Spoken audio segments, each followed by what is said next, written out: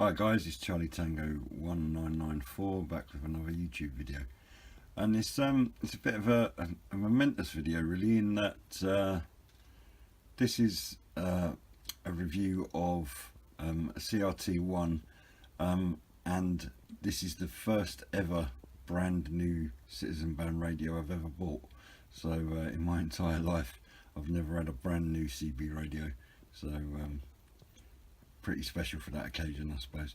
I know there are lots and lots of videos of the CRT One on YouTube, but one came up and I had a bit more money in the account than usual, so I thought I'd just pick one up, just really to see what's the difference between buying a brand new sort of 21st century CB as opposed to a 30-year-old one, just to see what the differences are. So we'll open the box up and we'll have a look what we've got inside, get it all rigged up, and do some testing with it. Back in a second. Alright, so we got the box open now, and just want to quickly show you what you get inside the box. You get a user manual, both in English and in French. You get a selection of screws, a mic clip and some thumb screws, and a mount kit. The actual rig itself, which obviously we'll come back to in a minute, which is hardwired, so it's got the power cable coming out the back of it, and then obviously the microphone comes with it, the telephone at the moment. And just like all the other videos, I'm sure the most amazing thing about the CRT One is just its size. It's just so small. As I say, there's loads of videos, and I've seen quite a good number of them. But until you actually get one in your hand, it's quite difficult to see just how small it is. Alright, so we'll get it plugged in, get an aerial on there, see how it behaves. Right, got it out of the box now, and again, just to mention the size of it, it is just so tiny. It was actually quite tricky kind of getting it set up to film, just because of its size. So swap some things around, and first impressions are that it is a really nice little rig. Nice kind of orange glow to it all, very minimal. You've got the 4 buttons down the side, which we'll go into in a minute, and then a dial on the right hand side, which really does little more than the volume and on off. I got this one for sort of less than average price, paid less than 40 quid for it. At the moment they're going for anywhere between sort of 45 and 55 pound, I think. So I mean, fine getting hold of it, no issues with it being delivered or anything like that.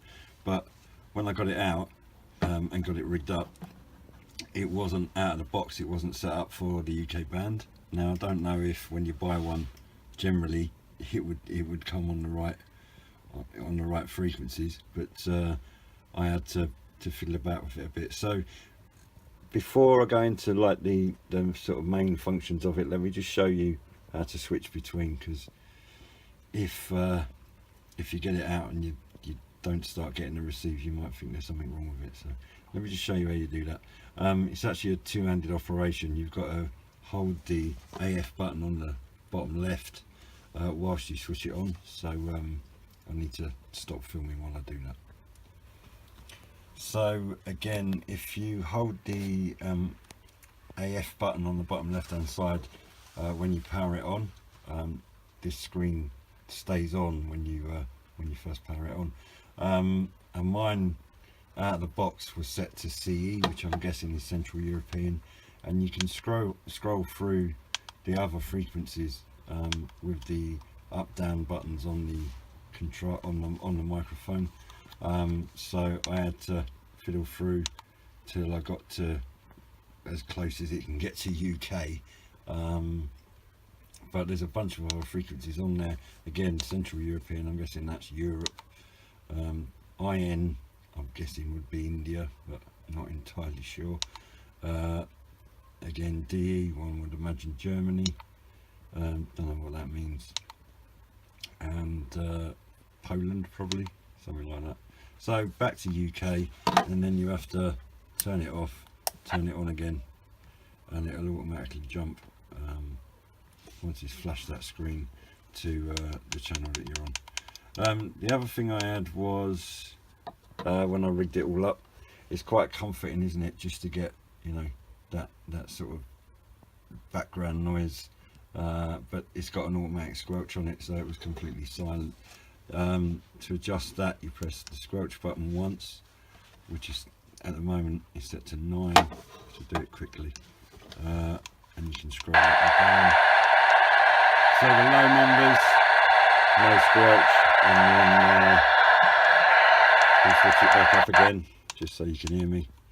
I have had some receive on it. Here we go. The usual call for a copy. Just someone whistling down the microphone. There we go. The usual rubbish on the Muppet Band. Let's just change channel so we can carry on reviewing the radio. So other things to say about it, you've got the automatic squelch we talked about. The AF button, if you press and hold that, it puts you in scan mode, so we might end up back on the 1.9 with people whistling. Let's see what happens. And then to cancel that, well, he says to cancel it, it's not cancelling. If you press the push to talk, right, it stops you on the channel that you're at. You've got the RF gain, so again that's set to 6 at the moment. If we pump that up, it goes up 40 something, I think 42 is maximum.